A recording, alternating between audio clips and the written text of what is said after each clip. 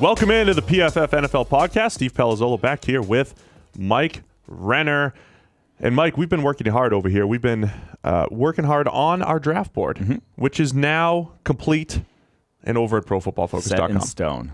Can't change anymore. We can still kind of change it. We want, I mean, if new information if appears. we see someone ripping a bong mask the night of the draft, we might change it. Subject to change. Yeah. So it's final, but also subject to change. It's over at ProFootballFocus.com. It's our top 250.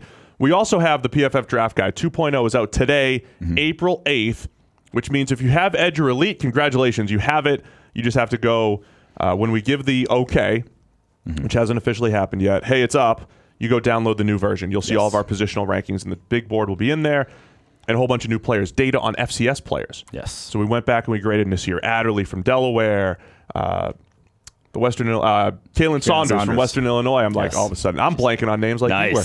So they're all added to the draft guide. If you don't have Edge or Elite, go sign up right now, and it'll be a part of the package. Yes. And a little trick, too. If you sign up today, you get 365 days of access. So you're really getting 2 draft guides. 2 draft guides. Yeah. Because we'll have told people that they can scam the system like that. Do you want, like I told someone that you want, I mean, there's like a 3-day, money back guarantee we give on our stuff. You can like scam it very hard. Oh, no. So don't tell them to scam it that much. But there is a money back guarantee. But if you do want multiple draft guides, you can. But if you sign up today, you'll have it till April 8th, 2020. We'll be releasing a draft guide within that period. So you essentially get 2 of them. You get 2 QB annuals. So you kind of get 2 of everything. Plus you get premium stats if you're an elite and all that stuff. So go do it. Go check out the draft board. That's what we're going to discuss today. Let's discuss a little bit of what goes into it. Again, just to clarify, we grade every single player on every play from a pure production standpoint. That gives us a grade. But what goes into actually putting the draft board together? Because it's not as simple as just stacking grades. Yeah, it's not as simple as just stacking grades. For the most part, you're not going to be ranked highly for us if you have a bad grade. If you did not produce in college, I don't think there's a single person in our first round right now that just had a below 80 grade, let's say, this past season. You just have to be, it has to be translating to the football field for us to be high on you. That's why you'll find guys who it didn't necessarily translate to the football field, but we still like their athleticism, that sort of things, those traits that can translate to the NFL.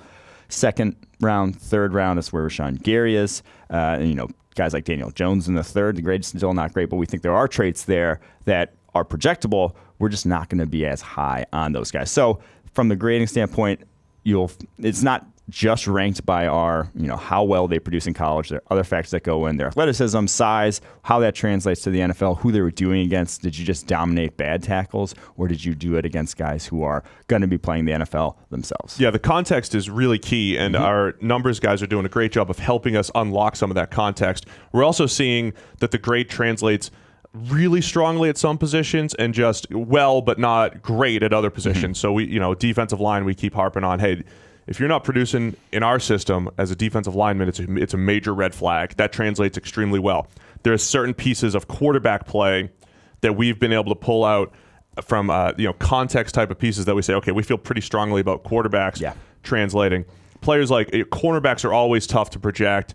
Wide receivers are tough to project because sometimes they're dependent on their receiver. So that's where you need to project a little bit. And a lot of wide receiver and cornerback and safety analysis is in the right scheme, he'll do this. Yes. Right? And that's always the constant battle of figuring out the context. How are they used in college? How will they be used in the NFL? It's one of those things, I mean, people always say the farther you are away from the ball, the more reliant you are on kind of what you're asked to do. Yeah. And other people, you can't impact the game yourself. You're relying on a lot of other pieces. Whereas when you're around the ball, when you're on the line of scrimmage, when you're a running back and you're getting the ball multiple hundred times in college, you feel good about the projection of those guys because you're not as reliant on other positions. You're not as reliant on scheme. You're not as reliant on these other things. You can feel good about if they're producing. That's also going to produce at the NFL level. All right, let's go through some of the board and where guys landed. The biggest, any big surprises, the guys you want to go to bat for. We'll have more official videos and breakdowns. Here are the guys that we're really going to bat for that we think are underrated. Here are the guys we think are overrated. Let's just go through some of the key names that landed on the board here. I think the wide receiver class is interesting because I've seen just rankings all over the map on these guys in terms of we have DK Metcalf number 1. I think that's a lot of people have Metcalf number 1, but then from there you'll find any of maybe 10 to 15 guys, like probably about 10 names other people have as number 2 on their board in terms of who they like second best in this draft class. The guys we all put in the first round, our top 5 are all guys who were absurdly productive in college. Produce at a very high level. Are you saying DK Metcalf was productive? We should discuss that. After Metcalf. After Metcalf, it was all guys that were absurdly productive in college and have requisite athleticism, have reasons to believe that there's no big red flags on them in terms of athleticism, production. They check all those sort of boxes, and then from there, then we have some more guys who are. We'll just go through the names. I guess we'll just go through the names. So A.J. Brown, J.J. Arcega-Whiteside, Andy Isabella, and Marquise Brown round out our top 5. Those guys are all. We have them kind of lumped together. We just feel comfortable about all those guys with how they produced on the football field, how athletic they all are from testing perspective and just on the field perspective, to where I think we feel confident that those guys will produce in the NFL. We're not saying they're amazing number 1 receivers, but all of them will be productive NFL. They have specific ways that they can produce at the next level. Yes. I think is the key too. Mm-hmm. And trump cards. They have their own trump cards, right? With Isabella and Marquise Brown, it's that speed and ability to win outside with some level of speed and quickness. Arcega-Whiteside's contested catchability and his releases. A.J. Brown is the best in the class. I'll just say that's why we love Arcega-Whiteside, because him at the catch point and his body control is just on another level, even compared to guys like Hakeem Butler, N'Keal Harry, who are good at that in their own right. J.J. Arcega-Whiteside, just from watching all his targets the last 2 years, is just the best at it. Just to steal what Sam likes to say, though, if the first thing you say about a guy is that he's a great contested catch guy, generally that's a red flag. Yes. But I think with Arcega-Whiteside, I keep saying there's 2 ways to win contested catches. You can just out-muscle people, or you can have great body control and adjust to passes and and have great ball skills. I think he has both. So it's different from, say, Kelvin Benjamin, who will just out-muscle people every now and again, but he doesn't really have great ball skills and he drops easy passes. Arcega-Whiteside, I think, has the ability to win in both ways that you can win contested catches. And then A.J. Brown, a guy that's almost 230 pounds, running in the 4.4s, a sub 4.5 guy with some slick route running ability to win from the slot in the outside. So he might be the best total package in the draft as well. I agree. When we're putting the board, first off, with the wide receiver discussion, I think this is an annual thing. Last year at this time, we were half joking saying there's no number 1 wide receiver in the class. It's tough to separate them. I wish I could rank them all 5th. I want to rank everybody between 5th and 10th. And we landed on Calvin Ridley as our top guy. We debated Calvin Ridley, guys like James Washington from Oklahoma State. So there's a couple different ways you could go there with receivers. I feel like this is just every year because college is just churning out wide receivers who are in spread offenses, who are doing different things. Are they becoming running backs now, wide receivers? They're not interchangeable. Well, listen, I know. We need to do more work on this because I do think we talked about quarterback surplus. The fact that Ryan Tannehill, who's a starting caliber quarterback, is a backup now. I think the NFL might be hitting this wide receiver. I don't think they're at surplus yet, but there are guys like John Ross who are 2 years removed from being a first rounder, who probably still has something left in the tank, who could be available via trade at some point. Or it's kind of like this make or break season for the Bengals. But it also doesn't mean that he can't restart his career somewhere else. Just using him as an example. I think there are receivers. You don't have to draft a receiver because I think there's still guys in the NFL that need another shot at receiver. I agree. So that's just kind of where the position is right now. Hakeem Butler's another guy that people are all over the place on. We have him as a second round type of player, and he's got his own trump card of body control and physicality and all that stuff and surprising quicks. Yeah. For his size. But you've got him, you've got Deebo Samuel from South Carolina. N'Keal Harry, I think we're a little bit lower on than at least the fantasy community. Let's discuss Harry real quick. What is he, 6th, 7th, 8th on our list now of wide receivers? Why is he so low and so many people have him as number 1 in their dynasty leagues? I wanted him even lower. You got him there. You're the one that pushed him up there. And there are things he does very well. After the catch, very soft hands, plucks the ball out of the air, can make contested catches. But for me, he just was on a different level in terms of Arcega-Whiteside could separate on some level of the route tree. N'Keal Harry just was not. And pretty much everything down the field was not separating from defensive backs playing the exact same conference as J.J. Arcega-Whiteside there in the Pac-12, both playing against Pac-12 DBs. One couldn't separate at times down the field. Harry just was not. And that's concerning to me when you're really never getting open down the field, and especially against college cornerbacks, because it's only going to get harder. I just don't see the explosiveness off the line of scrimmage in his routes. And to me, that means you're going to be playing from the slot. That's where you're going to have to play at the next level. And then you compare him as a slot to some of the other guys that might be projected as slot guys like Deontay Johnson out of Toledo, other Paris Campbell, those sort of guys. And there's not that big of a difference then, in my mind, in terms of what kind of production you could get from between the two. Deontay Johnson, the guy you mentioned from Toledo. Yeah. We were watching him the other day. Most underrated wideout in this class, in my opinion. I'm with you, man. He is very underrated. Yeah. And explosive. Don't care about the drops as much. But, man, he's just – if he's around in the third round, he's the guy I would want there. Averaged 20 yards a punt return on 20 punt returns over the course of his college career. He is, I mean, in the open field, he is different. He just moves differently than other guys in this class. He's one of my favorite. And like I said, I think he's the most underrated wideout. For perspective, N'Keal Harry's ranked 61st on our draft board, right behind the top running back, Josh Jacobs. We don't need to beat a dead horse, but the top running back on our draft board is number 60. Again, there's some in the building that would make that even lower and say don't draft a running back until number 130. But we're still separating these guys a little bit. There's some receiving ability between Josh Jacobs of Alabama, David Montgomery of Iowa State, Miles Sanders of Penn State. If you could do something in the pass game, there's still some level of value there. Anything about the running? We have a million of them in the fourth round, though. Yeah, we have them. I mean, that's where you probably should start taking a running back. The one note I'll say is there's not a great receiver in this running back class. I don't think there's one that really. Jacobs is good. I don't think he's by any means, special in terms of your David Johnson, your even Le'Veon Bell. He's Saquon Barkley. Yeah, something like that. I don't think he's close to that level of receiver. I think he can add to your passing game, but I don't see him as line him up outside and run routes, which is where you get, where a receiver I think can really separate himself value-wise. Let's tight ends really quickly. A lot of people talked about it as a deep class or a very good class. Our board doesn't really stack up that way. We have one first-round player in T.J. Hawkinson from Iowa. His teammate Noah Fant, we gave a second-round grade to. I'm not sold on some of the other guys. There's some athletic guys in there. Irv Smith from Alabama, Dawson Knox from Ole Miss. I just have some general concerns about both of those guys. There's some straight-line speed in guys like Caleb Wilson from UCLA. Dax Raymond's a pretty good athlete from Utah State. I just don't see guys that you could absolutely count on at the next level outside of the top couple. Yeah, and to bring value, there's only a handful of guys, even at the NFL level, that I think bring value to the table. There's maybe like 10 to 12 that actually bring receiving value to the table and what they can do from a mismatch perspective.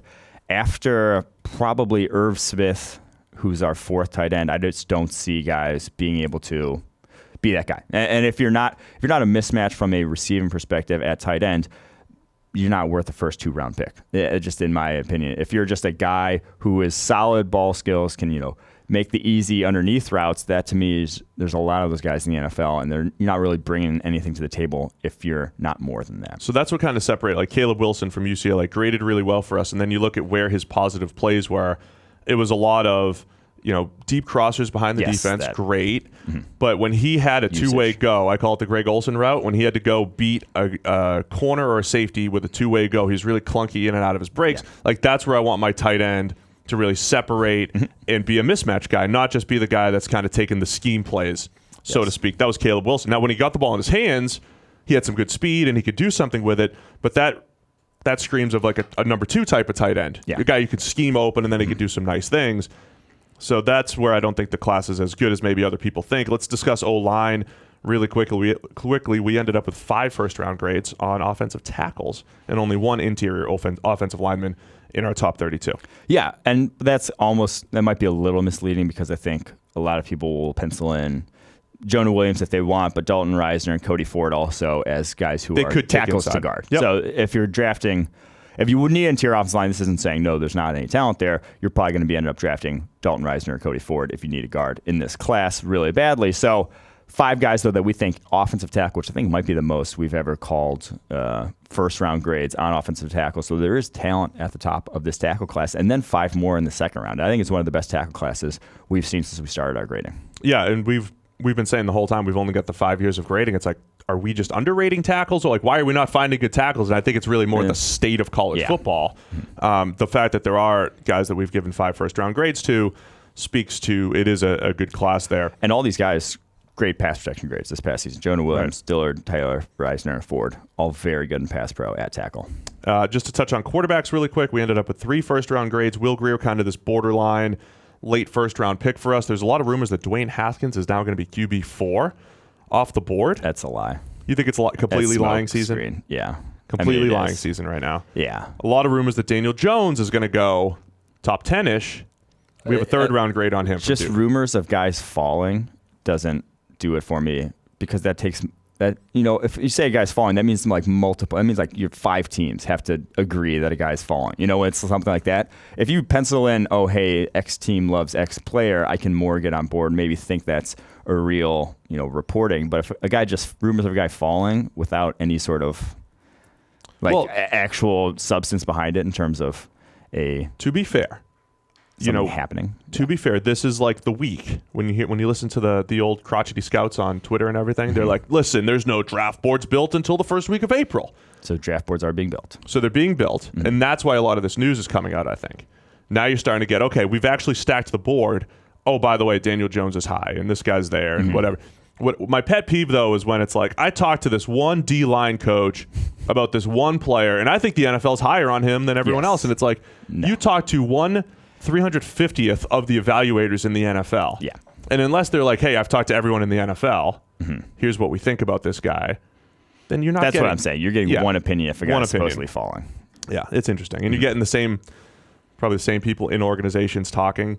So we got Kyler Murray. He's number 1 on our draft board. We've discussed this before. It's a value thing. We think he could be a top-end quarterback. Before we discuss some of the defense, though, I want to give you this week's Eckridge Ingredients for Success, which does feature Oklahoma quarterback Kyler Murray. He's the top player on the PFF draft board. Murray's success starts in the pocket, where he's the most efficient passer in the draft class. He had the highest PFF passing grade in the nation last year, showing the downfield accuracy that should translate to the next level. In addition to Murray's fine work within the pocket, he's also a dynamic runner, and he also had the highest rushing grade of all the quarterbacks in the nation last year. Murray has the ingredients to be a top signal caller in the NFL. Visit Eckridge.com today for meal ideas featuring Eckridge smoked sausage and their entire lineup of breakfast meats, franks, and easy-to-follow recipes, Mike. All right, let's get to the defensive side of the ball. I thought edge defender was going to be really deep this year with a bunch of potential first-round grades. We ended up with 4, but a bunch of second-round type of players. Most notably, we're gonna have Rashawn Gary. And I think people are sick about hearing Sweat. about it at this point. Yes, Montez Sweat and Rashawn Gary are in our second round. Sorry. Some people are just tuning in. Our numbers, the millions and millions of listeners, there's more millions now. There are new millions, right? There's multi-millions. Okay. So more people want to hear about it. Okay, yes, we'll be lower on Rashawn Gary and Montez Sweat. But who are we high on? Let's talk about the guys we love.